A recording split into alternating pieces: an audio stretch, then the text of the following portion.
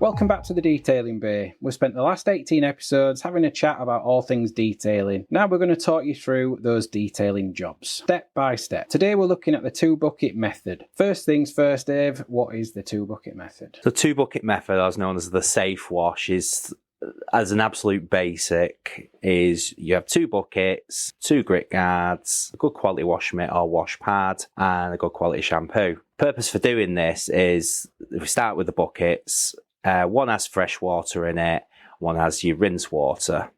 The aim is that when you come off the vehicle, you're not going back onto it with the same water, the same dirt, the same grit. The grit guards will prevent the circulation of the grit. So, say for instance, you're starting washing your car, you go in with the fresh water, which will have your shampoo in it. You clean the front wing, you would then go off into your rinse bucket, clean it off. You can agitate the mitt or the sponge, whatever you're using. Yeah, agitate on like the grit guard. On the grit guard, yeah, and that'll all settle at the bottom. Give it a squeeze out and then straight back into the freshwater bucket and then back onto the vehicle. This enables to anything that you may have picked up, despite how clean you may think your vehicle looks even before you wash it. There's so many risks, like especially around arches, panel gaps, anything like that, for just a little bit of something to get stuck in there. And if it does, it will ruin your day, if not your week, for months, because you could scratch it quite severely. So yeah, they're the basics of it, really. Is it worth investing in a washboard? Because they're like a grit guard on an angle. So that again, yeah. Not everybody's keen on agitating because you've got to put your hand quite deep into the bucket. So yeah, you can use the washboards, which obviously bring it further out. Yeah. All brilliant. Like any sort of thing along them lines that you're going to do are fantastic because it's going to help agitate the mitt, get any dirt or grime off there, and keep it And cleaner. Your grit guards are essential, aren't they? Because I never realised, I thought the 4 fins at the bottom were to just bring your grit guard up a few inches from the bottom of your bucket. Right, you yeah. taught me. It stops the water circulating. Yeah, stops it circulating, so they sit into the little sections. And they really do work. It's not like it's not a fad or it is proven. And you will get people out there, they go, I just use 2 buckets, I don't use grit guards. It's a load of nonsense. And you can be lucky. There's always that one person that is lucky. And if your car's not really got any build up on it, then there's potential you could get away with it. But, everyday cleaning with an everyday daily car, it is essential. Yeah. When you come to throw the water out of your bucket, if you've left a little bit of sediment in the bottom, you come back to it next time and you see how much gunk and dirt is in the bottom settle. Oh, absolutely, by the end of a wash. And it just helps. It forces you to inspect your mitt. I think if you do a lazier wash where you're just using 1 bucket or even 2 without guards, you're just dipping in and out, you're not really looking. I find when you're doing that method, it's kind of in your mind as well then why you're doing this, and you're inspecting your mitt more, and it just makes the whole routine safer. And it's the only way. You'll never fully eliminate swirls coming back, but the aim is to keep them at bay for as long as possible, really, with that safe wash routine. Right. So for anyone listening who wants to know where do I start, what equipment do you need for that setup? So you need your 2 buckets and 2 grit guards. If you're new to it, you're probably best buying them as a kit, so you know your grit guards fit, because there is a few variations out there. Then your choice, you can go with a good quality wash mitt, wash pad, just something that is more detailing focused and is aimed to not be abrasive. You don't want to be using a cheap sponge or anything like that. Garage 99p sponge. And then your shampoo and your choice of shampoo. There is, again, a wealth of shampoos. It does depend a little bit what you want from that. Shampoos start with your absolute basic, like raw shampoos that have very little in the way of additives in there, and then they work their way through. You have like your wax infused ones, your ceramic infused ones, and then you have like specialist shampoos that are designed to unclog the pores on coatings and PPF as well. So the best thing to do is to explore. But if you're on a basic level, you just want to wash and you want nothing more from it, then just go with a basic shampoo with no additives in it. Like a Car Pro Reset's a good example. Yeah. Is a jet wash essential? Yeah.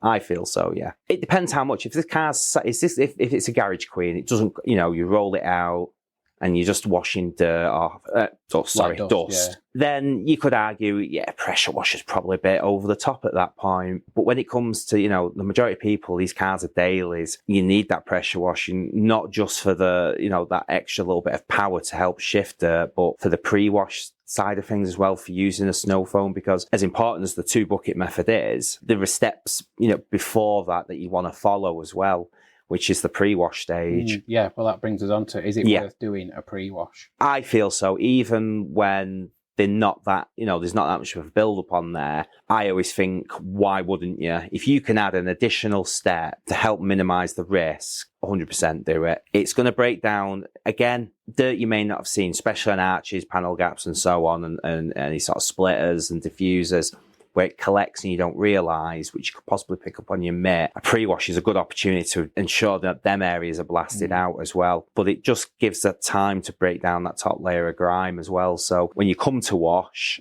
you are left with more of a bit of a sludge, a film, as opposed to more dirt and grit. So it does make it a hell of a lot safer. And then, that mixed with a proper 2 bucket method, you're off to the best start. You're going to keep swirls, wash marring and so on at bay as best as possible, really. So you've got your bucket set up. What's the wash process? So the best way of going about it is to leave the dirtier lower parts till later on if you can. So I always tend to start with the roof, and then I'll work my way down. That way, you the water running down's helping rinse more and more off. The lower down you go on the car, the more troublesome dirt's going to be there. So my method is I'll start from the top to lower down, work my way around the vehicle. Once I've done that, and the majority of the vehicle is now clean, I will then go back round, just focusing on the edge of the arches, side skirts, diffusers, the very lowest parts of it, really. Yeah, then problematic areas.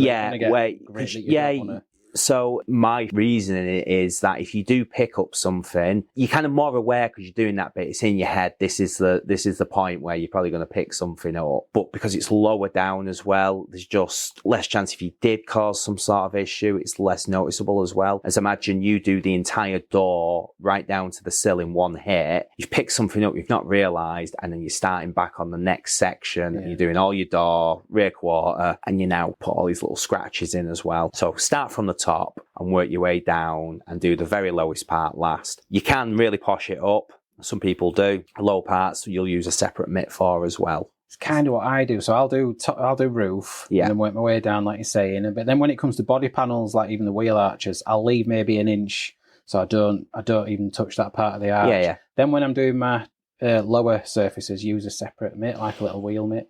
And do the arches. So there's nothing wrong with doing that. Somehow when you stood up and you can be a bit lazy rushing round, whereas if you're down in front of that, you can see all the grit quite close up. You're a bit more careful. Yeah, the majority of the detail and the things that stand out on vehicles, usually the lower parts as well. It's always the skirts, the diffusers and whatnot. That's where you need to take that bit, because they're more intricate. You just need to take that time. And I think it forces that as well, because you've seen it as a separate job almost. Yeah. What about rinsing off? Do you go around the whole car? Obviously depends on how hot it is that day. But sometimes you might find yourself doing roof, windows, rinse off. Lower body panels, mid body panels, rinse again, and then lower. I like to so rinse as I'm going around, and then once I've been round, I'll give it another blast over. My aim's just to always keep it wet, but once you've agitated that dirt, sometimes it's just sat there, and I just want to get it off the paint. So I'll jet as I'm going, and I just think it helps. The more water and the more jetting, again, especially the lower parts, it's just going to help lift more dirt. We've mentioned bodywork there and what equipment do you need, but what about wheels? Do you need an extra bucket for your wheels? So there's 2 ways of doing wheels. You either have a separate bucket and you keep it completely separate, or when you come to the wheels, you can recycle the water. That you won't use all the water that you've gone from your freshwater bucket. So then you use the remainder of that water to then do your wheels. Now, the 2 bucket method can sometimes apply to your wheels as well. It's totally up to you, and it's very dependent on the finish. But you look at Range Rover wheels, gloss black, they're big, they're gonna stand out if they're not looked after. So then you've got to treat them in the same manner you wear your paintwork to a degree. you've got to It's a give bit of a them myth, that, isn't it? Because a lot of people just think, oh, wheels, I can just, treat them badly, use an old wheel brush. Yeah. But it's the same paint and lacquer that you get on your bodywork. Yeah, and you'll find usually it's that touch softer. It's more along the lines, some of it, as like your gloss black trim.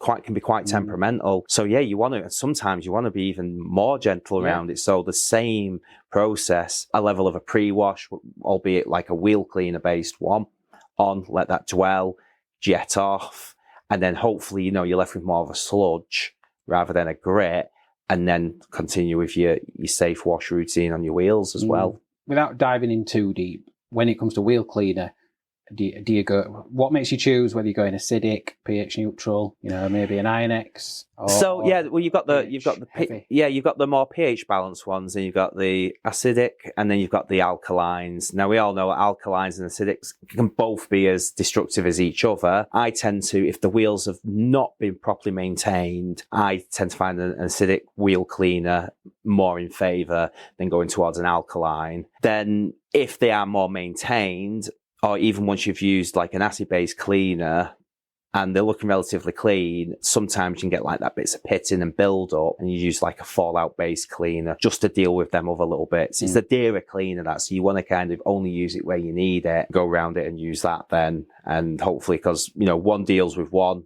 the fallout deals with another problem. Unfortunately, there's nothing that's... does everything. It does everything, and usually them products aren't that great. Do you, for your wheels, use brushes or like a mini mitt? I've just started using these, like a mini microfiber mitt for your wheels. I find they're really good. They're brilliant, and they'll get the spokes, but I still use both. You still need both. The wheel brush is brilliant for getting onto the drum of the wheel and getting there. And it's also great if you've got certain brushes, Easy Detail Mini, for instance, and the small Wheel Woolies one. They're getting into the tighter spoke areas as well, and behind the back of calipers. Matt Shine just brought out like a flat brush. Is that a microfiber one? Yeah. Brilliant for like small clearance. Absolutely brilliant. But yeah, go through all that, and then I'll use the wheel mitt as well. And then, because you can kind of bring your hand around the spokes and just make sure everything's you've got as much off as possible. So you've done your pre-wash, you've done your wash, you've done your wheels, it's rinsed. What do you follow up a wash with? Totally up to you. I guess it depends what you've got. If your vehicle is already coated with like a longer lasting ceramic, or it was just waxed last week, I always feel that whatever you've got on there, you've just like detergent based cleaners on your car. So I always think it's always good to just put something on there, be it a quick detailer, a fresh coat of wax, whatever you want really. It's up to the person and what they've got going on already on their paintwork. I always go with a wet coat straight after. One that's it's simple, it's easy. It just gives everything a bit of a boost. It's, again, on wheels. If your wheels are coated, but you've used an alkaline heavy wheel cleaner just to keep them beads fresh on it. Yeah, you always want to give them freshen up. I'm always one. I need to do that final buff for me. I need to be hands on. So I always tend to reach for a quick detailer. Right. I just need that last minute, whether it's psychological or not. I just need to do that, and that will reflect through with everybody. Like anybody listening, I'll think, well, I like to put a wax out. I'll just put a quick spritz of a spray sealant on, and everyone has their own little method once you've washed it. And then you do have that small amount of people, and there's, I guess, nothing wrong depending on the protection you've got, walking away, drying it off. Once you've done it, there's nothing wrong with that. I just can't. I've always got to just quickly tinker with it just that little bit more. That's the true detailer in you. When touching on drying, just before we finish this episode, which is your favourite drying towel? What's the go-to? For someone who's still using the old chamois, let's upgrade them to the more modern towel. Just get my favourite's Pure Star Duplex. I just the triple twist fibres on that. They hold so much water. They're true Korean made, fully manufactured in Korea. The quality is fantastic. Mine's been so mistreated, and it's still going strong, like 2 years in now. Yeah, they're not expensive either, are they? Not when you realise how long they last, because you can see similar fibres from other brands, but they do break down a little bit earlier. They start fraying and the stitching comes away. So yeah, go with a twist style, but spend a little bit on it. Good advice. Thank you for listening. You can also catch the Detailing Bay over on YouTube. Join us next time when we will talk you through the minefield of paint correction.